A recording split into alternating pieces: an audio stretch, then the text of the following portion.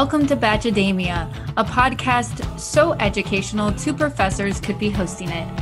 Hi, I'm Dr. Danielle Dick McGue, and joining me is Dr. Bill Pennyman. Welcome to the first season. Are you laughing? Did I do the fingers wrong again? Welcome, everybody, to the first season of Bachademia that covers Bachelor in Paradise. And honestly, this is really what Danielle and I have been waiting for.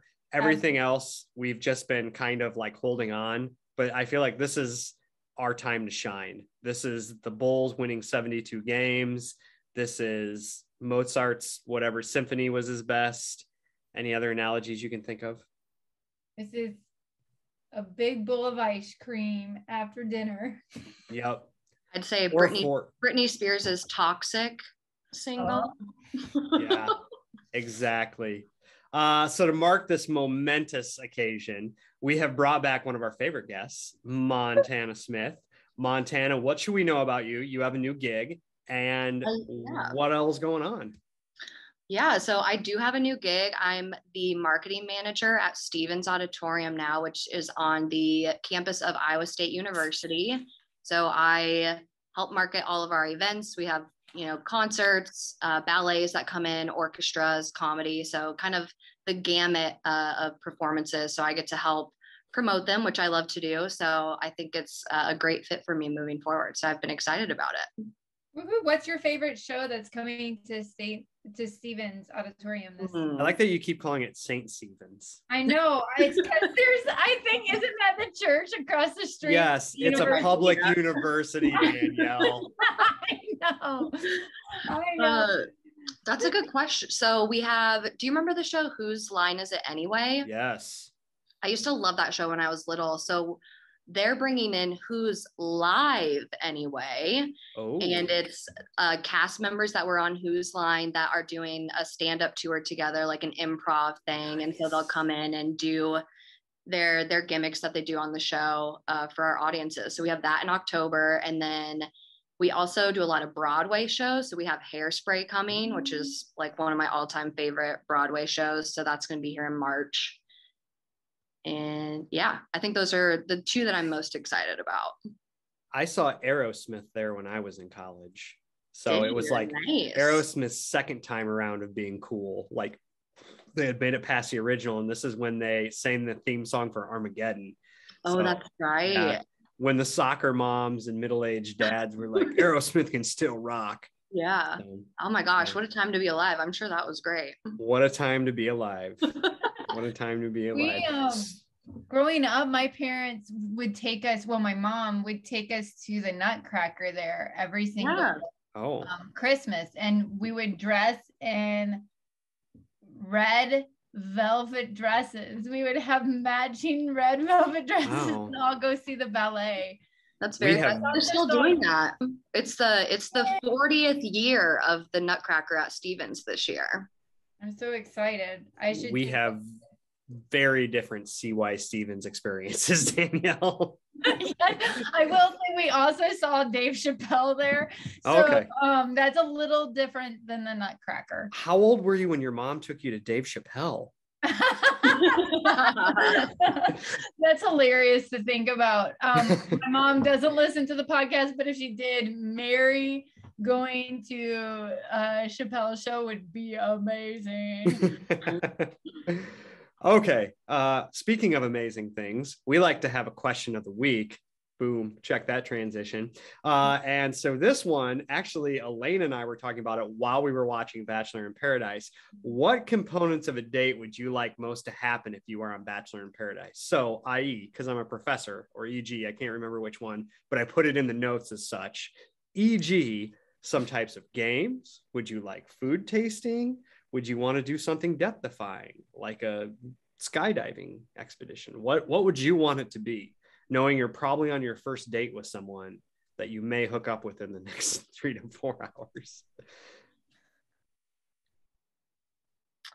I think I would prefer to do a physical activity of some sort.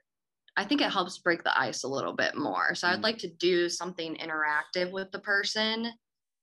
and then maybe like go to dinner later that night. I think they do that on The Bachelor, where they'll go do something and then meet back up for dinner. I don't know if they do that on VIP, but I think I would prefer that as a way. Let's just call it BIP. Let's make a team. We're just going to call it BIP for now on. BIP, gotcha. One syllable. Boom. I just want a good conversation. You know, we could make it really awkward. Like, so, you know, everybody has to bring their like a photo album, and you sit down and you tell about yourself going through a photo album. That sounds awful, but I'm all there for it. I like that. Like you go through and it's like, and this is when we were in New Mexico. This is me in high school, my senior picture. The Pueblo on a Mesa. Huh. I said I would want to do something I couldn't do in Iowa. So whether that be jet ski with a shark. I mean, I want some danger. You know, other than outrunning a bull or a tornado here, I'm not sure you can get much. So I want to like skydive. I want to. Are you worried about the endorphins from the sharks while you're jet skiing? Creating the illusion of love before you go. Someone listened to one of my first extra credits. No, I'm not a very attractive guy, so I am hoping the endorphins help me with the other person. Like I'm banking that they're going to be like, this guy went from not attractive to marginally attractive. He gets a pass. That's what I want. You got to know yourself. I don't know if I could do something. I don't know if I could do something. I'd rather do like zip lining or maybe snorkeling or something mildly active. I think that might be a little bit extreme for me. For a second, I thought you were going to say that snorkeling was very active. I had the stories from people who didn't make it back from their snorkeling escapades. I'd like to. Do you have a question for? I do have a question for y'all though. So Danielle mentioned she likes to have a good conversation. And I always think about if you go on a first date, what's like a good way to break the ice? And I have an icebreaker that I really like that I would love to hear your responses to. This is what people come to the show for. Single people looking for ways to have good dates. Let's do it, Montana. I love this. Okay. So if you could have 2 liquids coming out of each of your index fingers for the rest of your life, so you get one for each, what would they be? Diet Mountain Dew and water. No, Diet Mountain Dew and bourbon. Because I can drink water normally. Yeah, Diet Mountain Dew and bourbon. Final answer. Okay. I think water and Gatorade. Like, am I the most boring person in the world? Yes. Yeah, at least you didn't say tea. At least you weren't like, I would like green tea and water. I'm like, I want sugar-free Gatorade. Water and distilled water, please. Water and sparkling water. Like things that ward off headaches. Like, how old am I? You're this age. I'm this age. I am the age that you choose water and sugar-free Gatorade. Wait, so does it have to be like a known liquid, or can it be a condiment? Like, can I be like, I would like ranch. Like that would be the most Iowa. I want Busch Light and ranch. Yeah.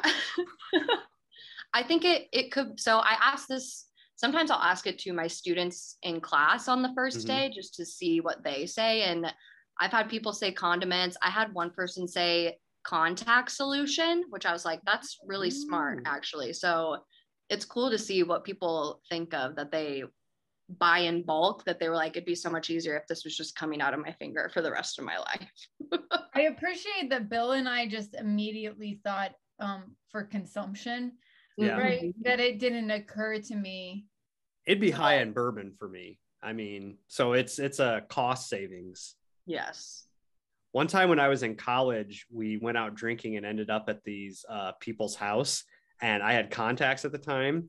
And I got up, and you know how some contacts are just the solution, and then some are the like god awful like burning stuff, and you need that thing to neutralize it. I did not know that, and so I got up and went through this person's cabinet. And was like, "Ooh, contact solution!" I didn't take mine out and squirted it in my eye, and I was pretty sure I was being punished by whatever deity this person lived by for stealing. I like to imagine Bill with bourbon in his finger, like sitting in meetings, and when they get incredibly like rough, you can just. I had a couple of those meetings this morning where I was like, I would have checked out. Oh man. So speaking of people who look rough, bam, David Spade, who I'm going to start out with. I think Joe Dirt is the height of comedy. I love that movie. I watched it at least once or twice a year. So I was really excited. How did we think he did?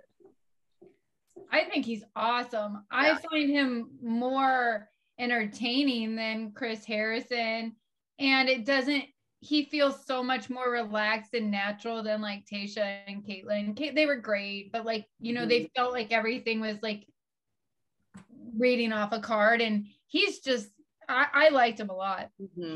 I did too. I liked the comedic undertones of, have you watched Love Island at all, the two of you? So it reminds me of Love Island with the narrator who's kind of like poking fun at the contestants, and I like that, and I think David Spade definitely brought that to BIP. I felt like he hit his stride, but to start out, you could tell he was having a hard time walking the line between being like the sarcastic actor that everybody knows and also like making it legitimate, because I think people want humor, but they don't want to feel bad. They already know that they're watching trash TV, and they don't need David Spade reminding. And I felt like by the end, he had kind of figured out like where he was going to land. So Elaine and I were also talking, isn't it? Do you think it's hard for him because he's an actor, right? And so it's like people on the show are themselves or like some version, but he plays people like for all I know, David Spade could be like not sarcastic at all. He just always plays a sarcastic character. And so I wondered if it was like kind of hard for him. Like, do I get into a character? Is there a character I'm playing? Do I just play everyday David Spade? So yeah. I like to imagine that the franchise offered him some direction. I really appreciated his crab story at the end. How they're Yes. I think it'd be kind of intimidating as a contestant, though, right? Well, for some of them knew who he was, and then other ones were, that one girl's like, is that Dave Chappelle? Yeah. Those two people could be like a little bit different. They're a little bit different.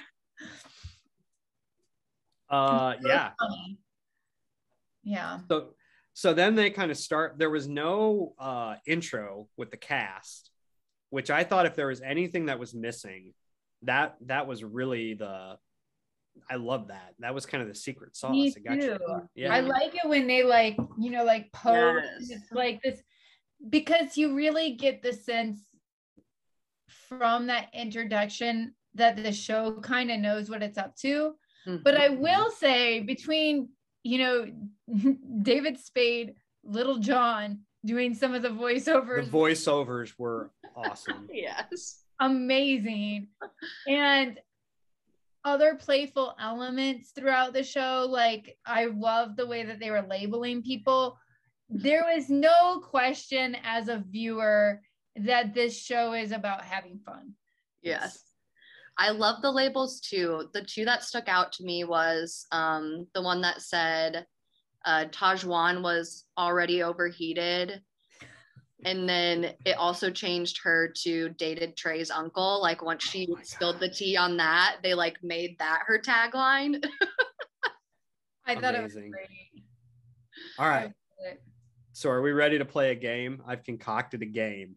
I'm going to say a name of the contestants, and this is also going to let us introduce, I think, all of the contestants. But much like Bachelor in Paradise, Danielle and I put like mostly effort into this episode, but I did my best to get all the names, but I might have missed somebody. So I'm going to say a name and you give me one thought about them. So the good news about Bachelor in Paradise is it's always people we know.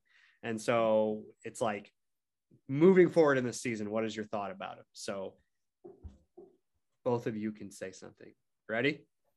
Abigail. It's got to be short and it's got to be one thought. Like rapid fire. Bam, bam, bam. All right. But more enthusiasm, Danielle. I know. I'm thinking about it too hard. Woo! I'm thinking about it too hard. So Abigail, I think, is super nice, but is going to get her heart broken. Yeah. I was going to say, whoever breaks her heart, America will be on a rampage towards that person. Serena P. I think she's got dark secrets. Hot commodity. Ooh. She's a hot commodity. Brendan on Claire and Tayshia's season. He's the one who kind of sounds like Johnny Depp. Oh, that's right. Yeah. With eyes. Yeah. I still don't know if he's open to finding love. I don't know. Okay. Tahzjuan. Am I saying that right? Tahzjuan. Yeah. Tahzjuan. Mm-hmm. She was baked alive on the last BIP. BIP.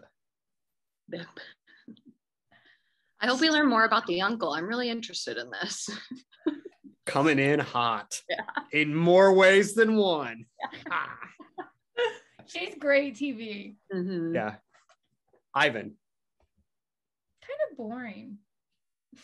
He is boring. I have a soft spot for Ivan, but I do agree he's kind of lackluster, or they're not capturing him. Yes, I would. I don't know. That. The goddess Victoria. No longer the queen. Help. Let's say let's hope blondes have less drama.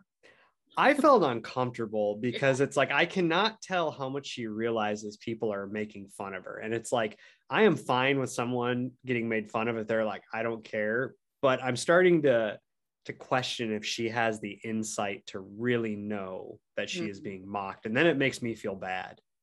I think what I worry about with her is it sounds like she's doing some self-work, but maybe not the right kind. Yeah. And I don't know if it's taking. And right. I'm really concerned for her well-being. Mm-hmm. I will be really interested to see if she actually makes a connection with someone. I don't know if it will happen.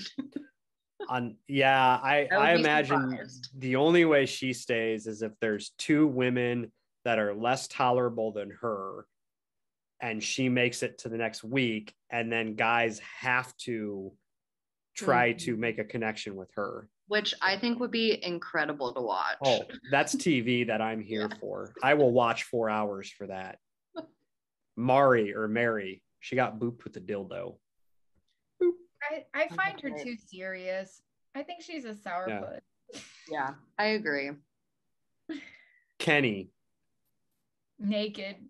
Oh my gosh, you all. So, okay. The reason my husband has never been on the podcast is I thought you were going to say never been on Bachelor in Paradise is because he will not go naked like that. That was the one thing. No, so he is because he watches the kids so that I can watch. Right. So he oftentimes like takes them somewhere. Last night or Monday, they went on to the park or they'll go down to the basement and play. So this time he did not get them out of the house in time. And Kenny comes on the screen and he's buck naked. And my kids were like, Mom's watching a show with a naked guy.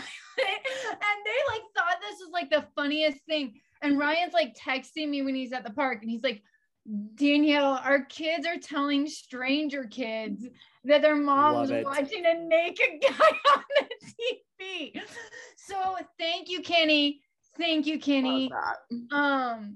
Yeah, I told Ryan I'm just over here helping make parenting easy. That's right. Yeah, Kenny's interesting. I don't know about him yet. He seemed like the age thing was a hang up for him. Yeah. He kept like, yeah. He did say I'm 40 like 30 times throughout the episode. Right. Dude, if you're like 40 and showing up on this show buck naked, there's a reason you're single. That's kind of what I thought. Yeah. Oh. Kelsey, Pete season, she got the champagne facial. That's right. I said that on the podcast. I think that she is genuinely hoping for connection. And also, I think she worries about her appearance too much. Mm-hmm. Girl, you're gorgeous. Quit thinking about it. Develop some other qualities because you got the appearance down. It's okay to move on. Yeah, our Iowa girl has laxatives on her face. I feel like, I don't know how old she is, but you certainly reach a point where you're just like, this is how much I sweat. I have. And it's like, I just know that I'm just going to be a sweaty mess at any given point in the day. And people are just going to have to deal with it, you know? And look at where I got. You have to surround yourself with people who don't care that you're sweaty because it's natural. I work at a regional comprehensive and have like the 15th rated Bachelor podcast in the nation. You too could be this well if you just sucked it up and learned to enjoy your sweat. Connor B, Catman, Katie's season. I find him entertaining, but I just don't know that I'm convinced that he's looking for a serious relationship. Mm-hmm. I think he was on Katie's season, and now I think he's just doing it for shits and gigs. Good for him. Jasenia, Matt's season. I think people used to get her confused with Serena P on the internet all the time.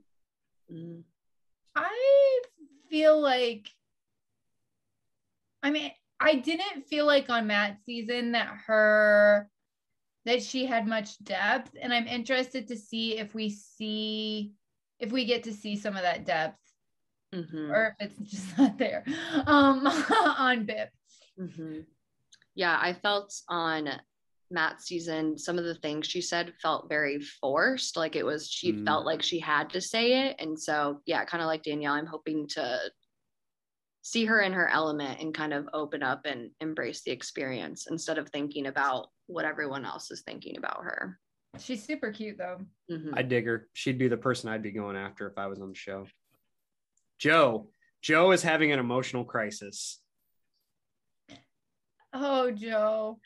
He is 5 years younger than Kenny and somehow seems 15 years older. There's something so endearing about Joe. Yes. I'll just leave it at that. I love Grocery Store Joe too. I love that it took him 5 minutes to be like, wait, why did I come here? He was just like, I think I messed up. But I hope he stays. I really do like Grocery Store Joe a lot. I feel like he's the guy that I would go after if I was single and on the island. What did you think about people calling him Gym Joe? Did you feel like he was dressed to go to the gym? Yeah, he had on like gym shorts and a t-shirt. Yeah, I think he's just like a normal dude that was like, I'm going to the beach, I'm gonna wear athletic wear like normal people, and everyone was making fun of him for it. And I was like, you're just a normal person. Yeah, he didn't have on like designer shorts and like deck shoes. And yeah, I appreciated then he went around asking everybody if he looked like he's like, do I look like I just came from the gym? Natasha from Peter's season. I don't know who she is. Yeah. She was the woman that was talking to Joe, like when he was like kind of moping around on the beach, and then she went out and was like, I think trying to comfort him maybe. I think she seems really sweet. Yeah. I don't know a lot about her though. Tammy from Peter's season. She's the one who's like really loud, right? Mm-hmm. Yeah. Thoughts? And I feel like she always has like really judgmental facial expressions that I really appreciate. I'm not sure that I want to be friends with her, but like I want to watch her on TV. She's like a female Justin, where he was like always like, yes. Yeah. You know what? I've had that said about myself before, that my facial, like you can read my face to a T. And so I would totally be that person if I went on a Bachelor show. I think that about you, Montana. I also think that about myself. And maybe that's why we have a flair for performance, right? We're just we're really good at expressing ourselves, but unfortunately acting also requires that you monitor that. And I'm not as good at that. Yeah, I'm not. Yeah, my face has no filter. That's for sure. Trey. I like Trey. I think he's fun. I have some thoughts about him and Tahzjuan. Like, it's kind of surprising to me, but but whatever. Yeah, the fact that he got over her dating his uncle so quickly makes me assume that he probably already knew that and doesn't, I mean, obviously he doesn't care, but I'm like, there's no way you just found out about this, because I feel like he would be freaking out way more than he was. His personality reminds me a little bit of some of my dogs, where it's like he seems very in the moment and very excitable. Like whenever he talks, it's like there's no break and he doesn't modulate his voice and he just keeps talking. And it's like, I imagine that's exactly how my dog Carlos would be. It's like, it's a treat. Now I'm going to go outside. Yeah. Aaron's still Aaron. I feel like it's just a matter of time before he is talking crap about people. Mm-hmm. He's the guy that's like, I don't want drama, but then is the one that makes the drama. So he's gonna create the group. You can tell he's already thinking about it and like, how can I make this faction go where I want? He does have a great smile. Yeah. Noah. I'm so conflicted about Noah, y'all. I am too. It's because based off of his previous season, I would say I don't really prefer him, but the way he speaks about Abigail is like actually kind of sweet. And I guess I didn't realize that he was a nurse. And so he was like, thinking about how he can relate to her. And I'm like, well, she doesn't need a caregiver. Like, she's an independent woman. Mm-hmm. Like, you don't need to be her nurse. That's kind of weird to say. But at the same time, I think he really does like her a lot. I don't know. So the reason I'm so conflicted about him is my gut instinct on Noah is that he's a douche. And I hate that word, but that's the best descriptor I have for him. I'd go with tool. He's a tool. All right, I'll go with tool. I like that. That is a good thank you. And so I also, though, at the same time, there are little things that he does that shows me that he's like aware or more insightful than you feel like some people in the show are. So I kind of feel like I get whiplash from Noah. He's a tool with a heart of gold. And it's cool.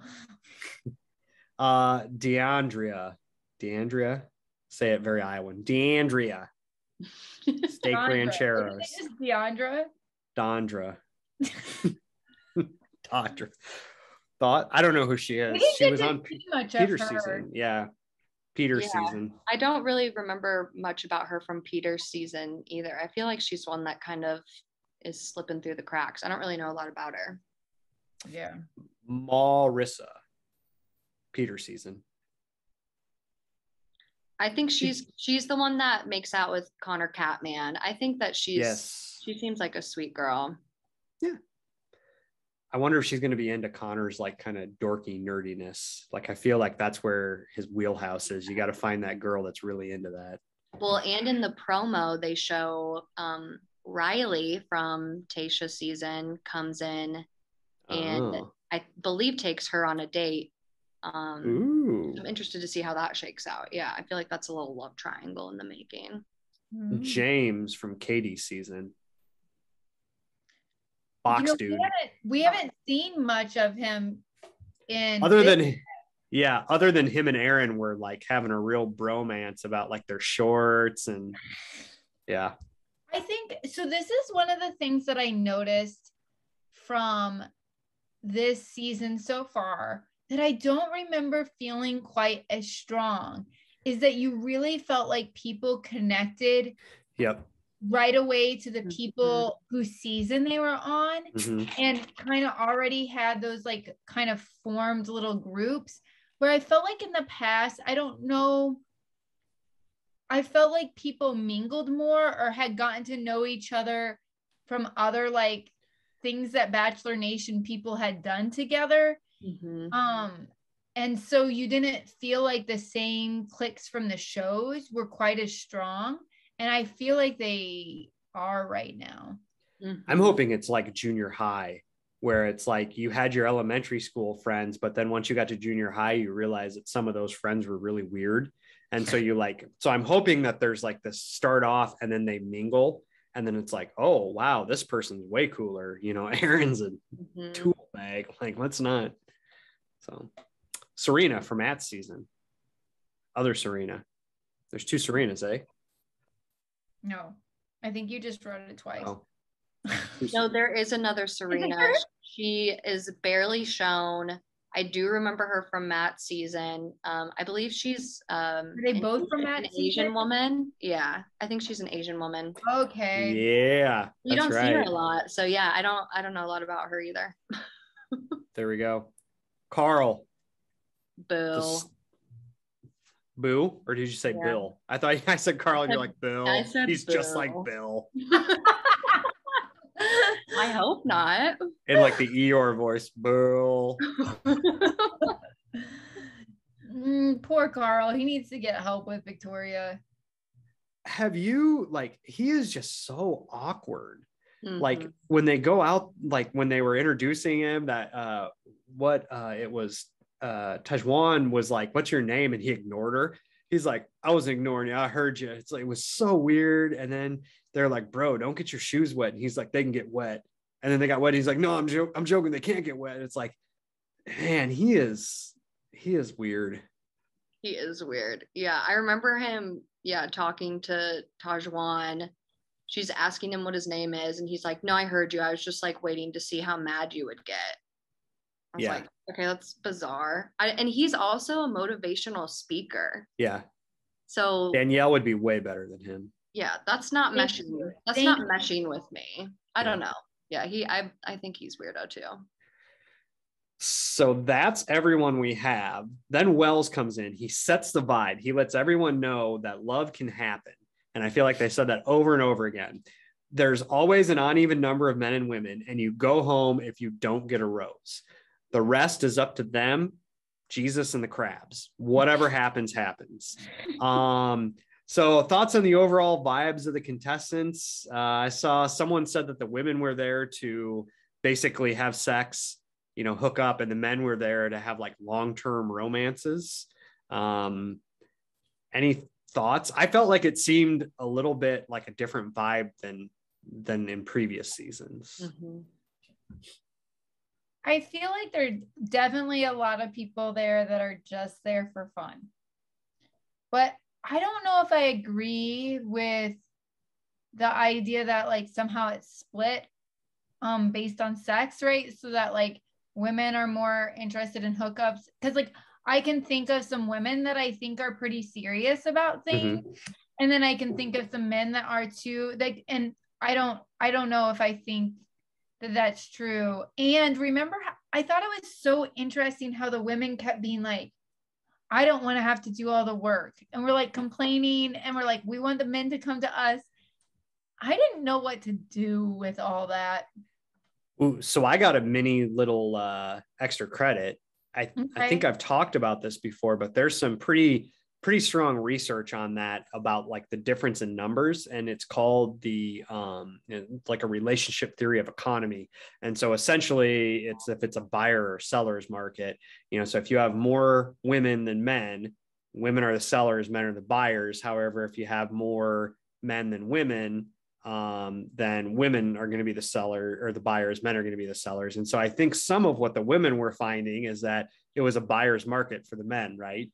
And at one point, I think, was it Aaron or Noah or Kenny was like, I'm just going to stand in the corner with my rose and make a woman approach me, which is a total tool thing to say. But from the perspective of kind of the research on that, that's the way it works, right? Whoever is the more limited commodity has the upper hand. And I think you were seeing that playing out. And I think maybe people on Twitter, when they were like seeing that, was actually seeing that the men were saying, I can kind of decide who I want to be around.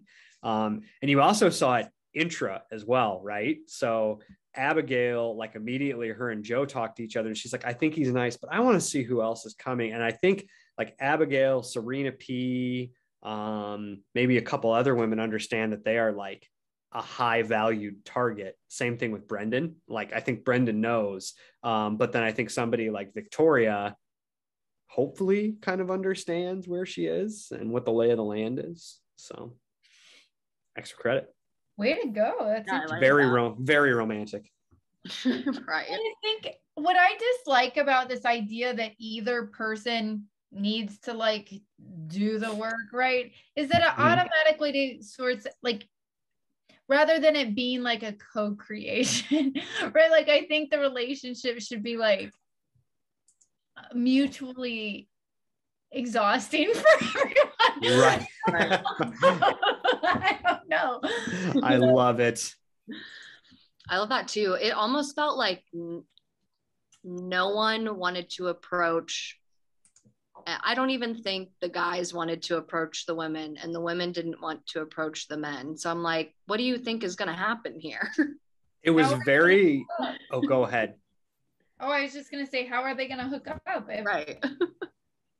It was very junior high dance, right? Yes. Like the guys and the girls on either side of the room, like waiting to see who makes the first move. Yeah. Well, it is probably awkward in some ways. Yeah. But like in The Bachelor, The Bachelorette, you all know that there's like one person whose attention you're like trying to gain, and there's like a kind of more clear objective, if you will, right? Where like with BIP, it's more like, it is kind of awkward because you all know that you're kind of there looking for someone, whether that's serious or a hookup or whatever. And I guess there's probably like a lot of vulnerability in this, like, oh, do I approach someone? And then like, if this doesn't work, then like what? I mean, I bet it's kind of awkward. Mm-hmm. I think that's why junior high dances are so awkward, because you're still not understanding the rules of this. And I feel like Bachelor in Paradise, it's like there's not a lot of rules, and so some of them are kind of made up by the groups as they get there. Some of it is just like, do we approach now, do we not? You get people who are really forward, and then some people are like, well, that's not fair, we need to get to know each other. And so I think that's what you're seeing, is that there's this not like set upon rule faction. Yeah, imagine going to a middle school dance, but you're also on national television. Yes. Yeah. Oh, I think almost all of my dating life felt like a middle school dance for me.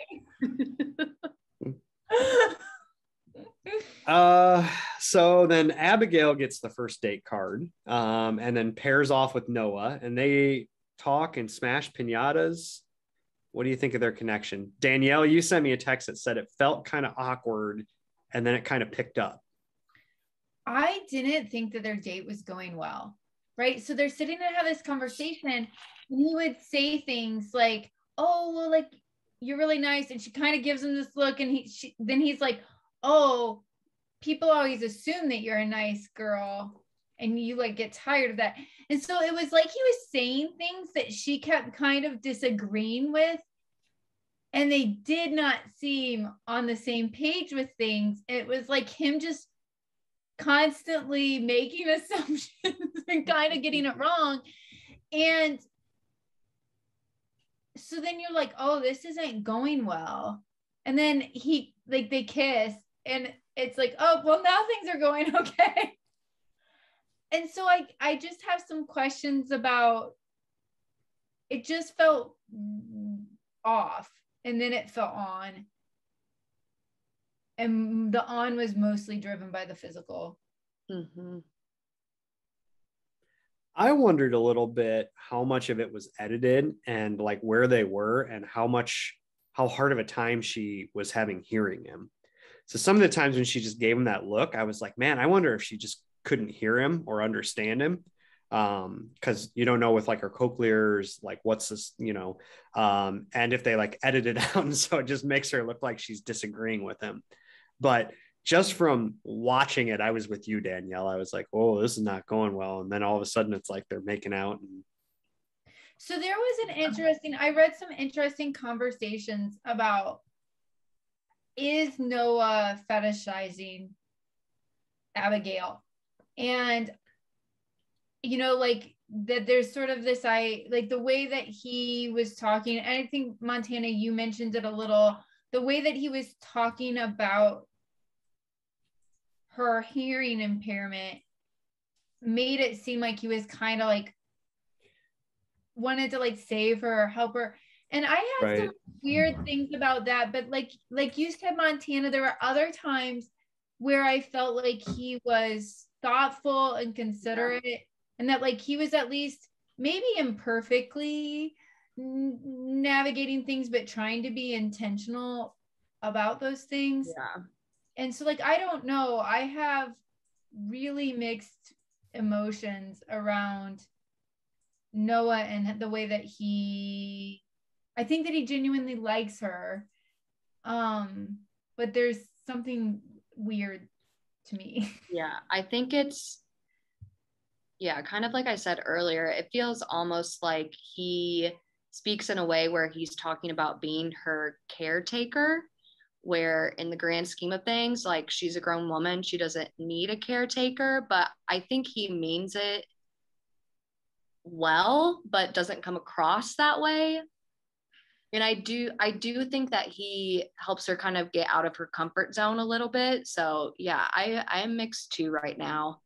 Just the way that he speaks about it, I'm like, I don't know if you mean what you're saying or not. And if you do, it's kind of weird. Yeah, I agree. So then we kind of see grocery store Joe, and he's having a crisis. He said he was in the right headspace on the show, and we should probably mention that him and Kendall basically left the show in love last time. He said they were together for like 2 years. Mm-hmm. And then he said, it ran its course. We wanted different things. I think at one point he said something about like having to move. And then he also said something about kids. And they were moving towards that, but they weren't on the same page. And then he was talking to Serena, and then he had this weird thing where he went and laid down for a while and took a nap because he said it reminded him of his first conversation with Kendall. And then him and Serena laid down and they had a very awkward conversation, and then they kissed. Discuss. What do we think about Joe? This was honestly my favorite part of the episode, was just watching him come to the realization that he's like, I don't really know why I came here. And so we kind of get to watch him have an internal dialogue with himself, like on the beach. And I just thought it was really fascinating. And kind of what you said, Danielle, I feel like he's such an endearing person that I really felt for him. And I was hoping that he would stay, because at one point he was like, I think I might leave, but I hope he doesn't, because I really enjoy him. Getting to hear like him sort of say, hey, there's all these people for whom like being on this show is like new and it's exciting and it's fresh, and him going like, I've done this before and it kind of worked for me, and I like really am here because I want to meet someone again. But then like realizing that the vibe is like maybe more hookup-y, or people being excited and nervous, and him just sort of going, oh, I've been through this again. Like, so I thought that was like really, that was interesting. Mm-hmm. I think too is his realization that he's in the same spot where he did meet and fall in love with Kendall, and now he's coming back to that same place and trying to do it again with a different person. I'm sure that feels really bizarre to be in a place where you built such a strong relationship and now that ended and you're trying to start something again in the very same position.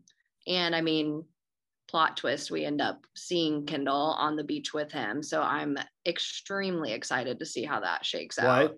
Yes. What? Was that in like the promos? It was in the promo at the very end. I missed that. She's also going to be there. So. I appreciate that, like, the BIP producers are like, we care nothing about your soul or your heart. We are going to bring back every person. Your grandma, she died 5 years ago. We're going to show you a picture of her just to see if you cry. We don't care. Okay. So, your grandma's the bartender. Yep, exactly. Okay, so then a whole bunch of people kiss. So another game of rapid fire. I'm going to tell you who made out, and you tell me what you think about their connection. Is everyone cool with that? Yes. Here we go. Connor B and Marissa, they make out. Thoughts on their connection? I love it. Too soon to tell. That's no fair. That wasn't like, you love it. All right.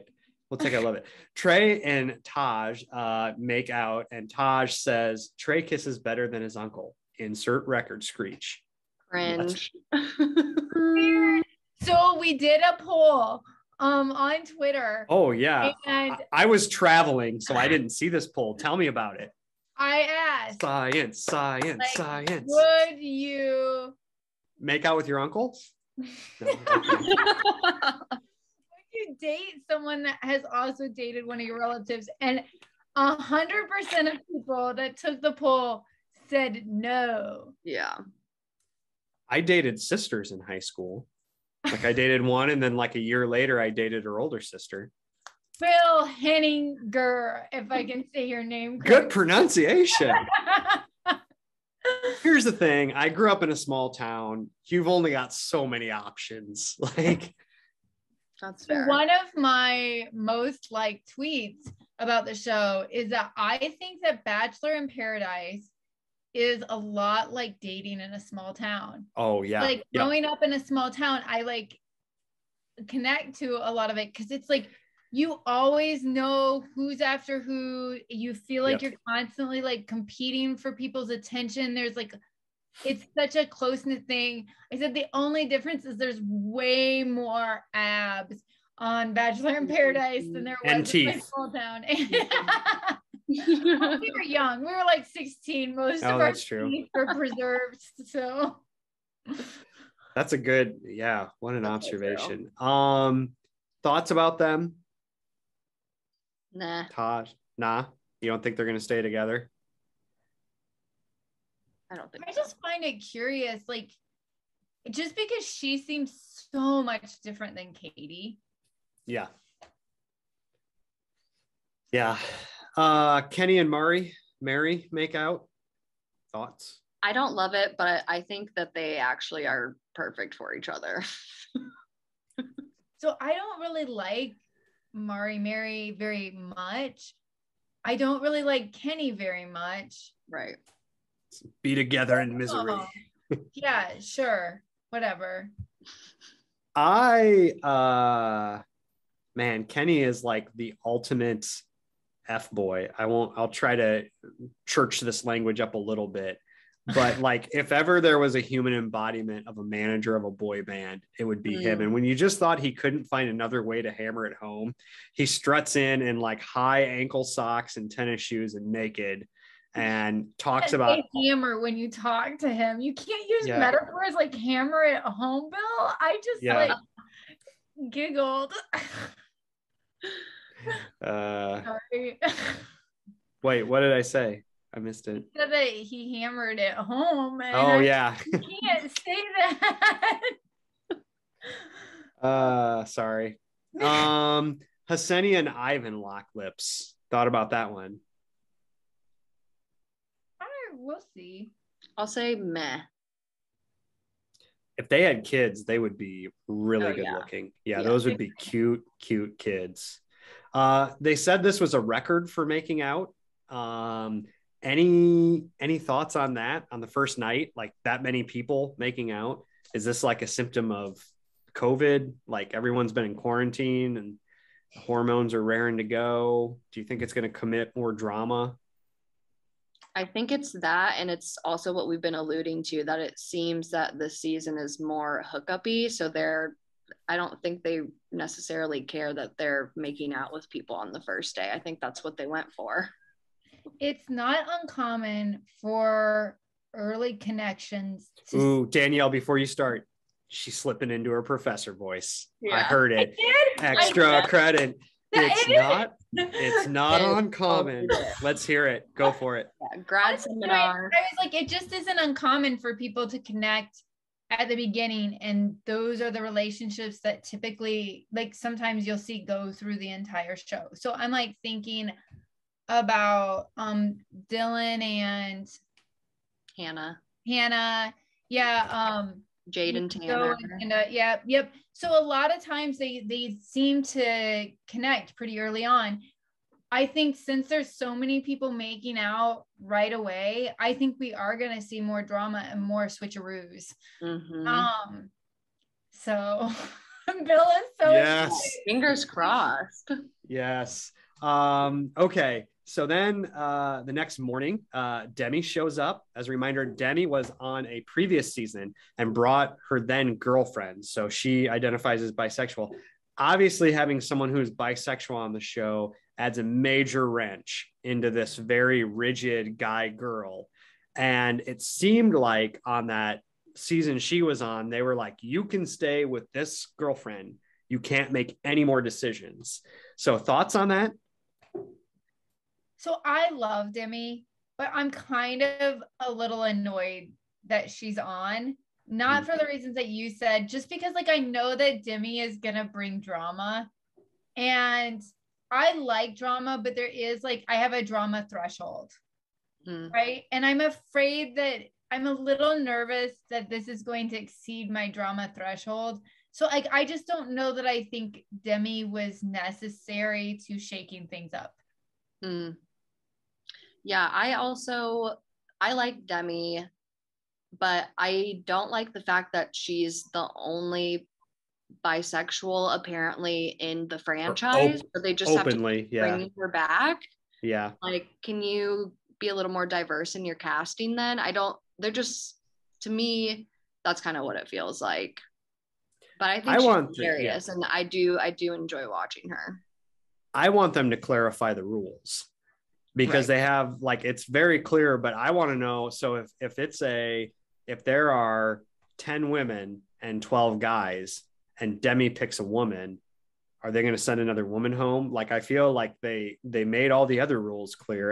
And obviously she's on the show for that, right? Like they're hoping everyone's asking this question, and they showed like a little clip of her kissing a woman. And, but I'm here for it. I feel like in an alternate life, Demi and Bill were best friends, like not in like totally platonic, but just really starting arguments and mischief. And I'd be here for that.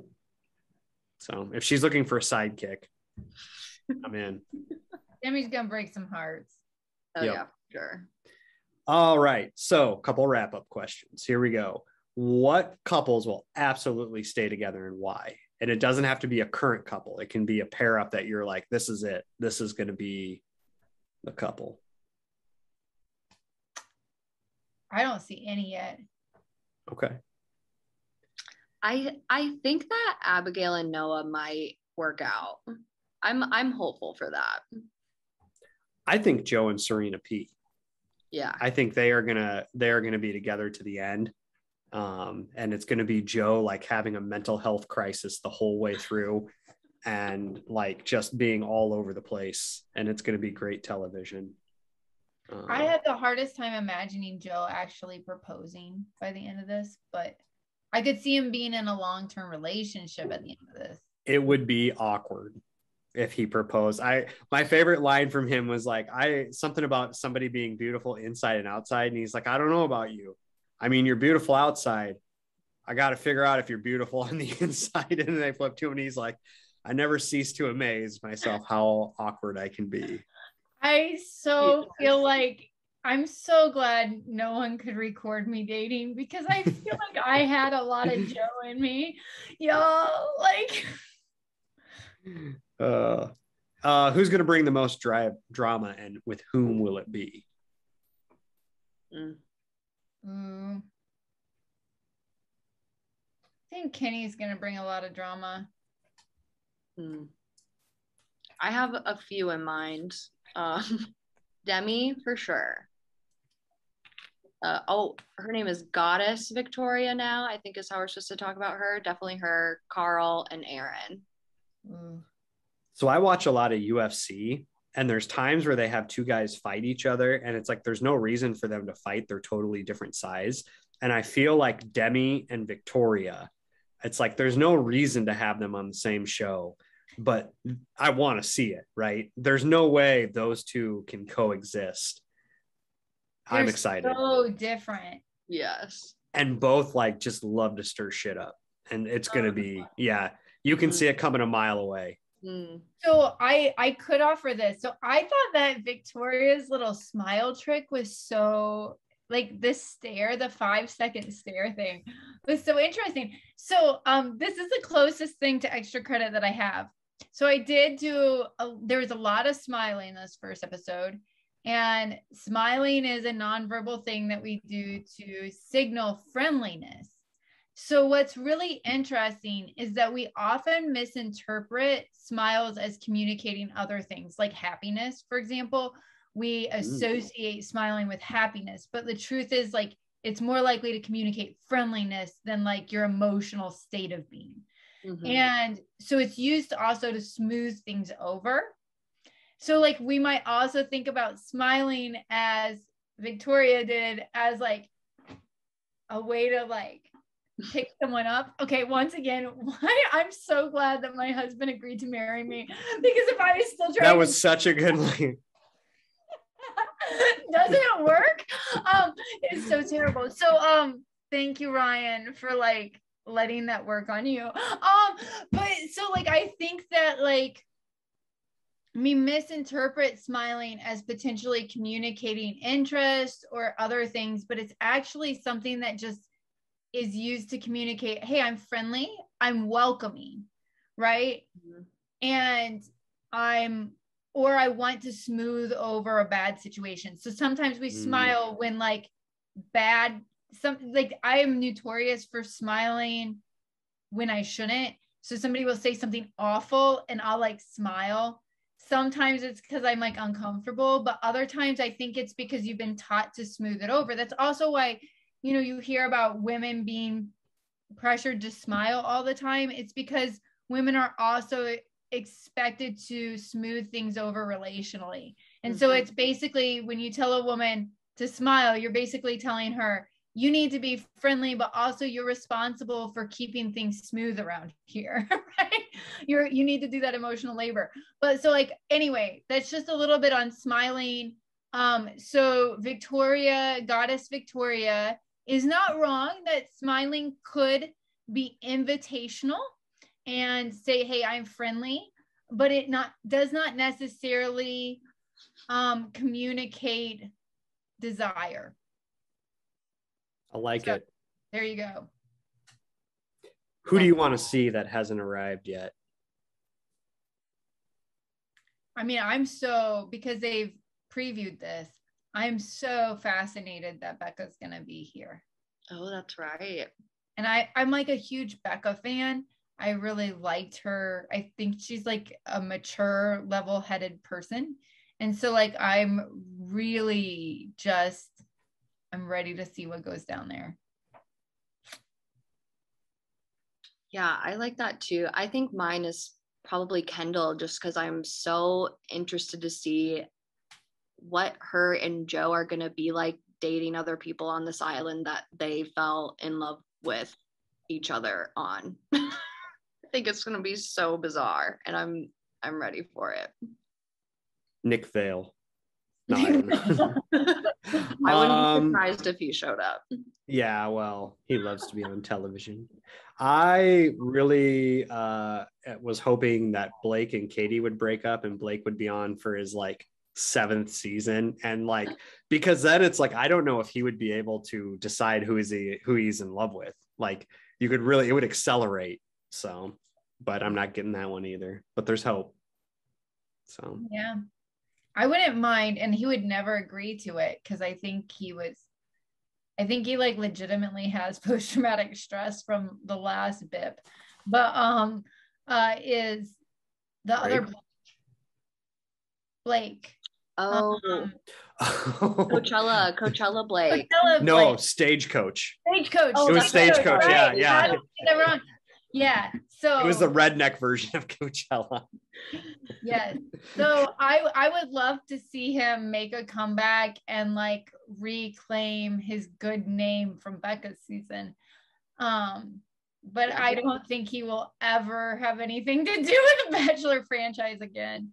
Yeah, he definitely got dragged in the last season, which I think he deserved. But I would like to see him, right his wrongs. He made Greg look like Elmo from Sesame Street. Like he made Greg look like a chipper, cheery person. Lessons learned. Know thyself. I don't know. You said that sometime at the beginning of the episode, Bill. And so make sure you know yourself. Grocery store Joe before you come on. Because if not, you're going to get a crash course. Real quick.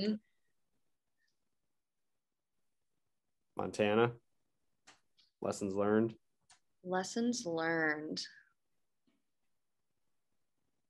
I think the biggest lesson is, I got one. It's a David Spade lesson. So do you remember the movie Dickie Roberts?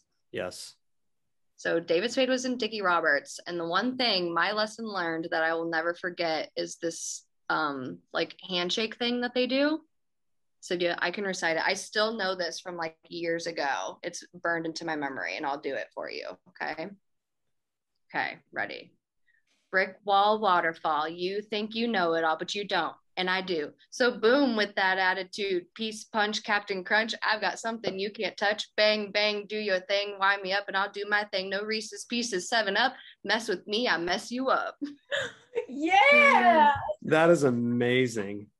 I feel like that captures all of like social media. Yes. Argument. I'm pretty sure that's a big thing on TikTok now, but that's a conversation for another episode. That's a great way to end. Final word, Montana. What else do you want us to know? That was a mic dropper right there. It was. Yeah, I think I'll end with that. I think I'll end there. Support live performance is what I'll end on. Yeah. Talk to our friend Montana at St. Stephen's or CY Stevens. All right. Everyone have a good day. I'm hungry. I'm going to go steal something out of the break room now.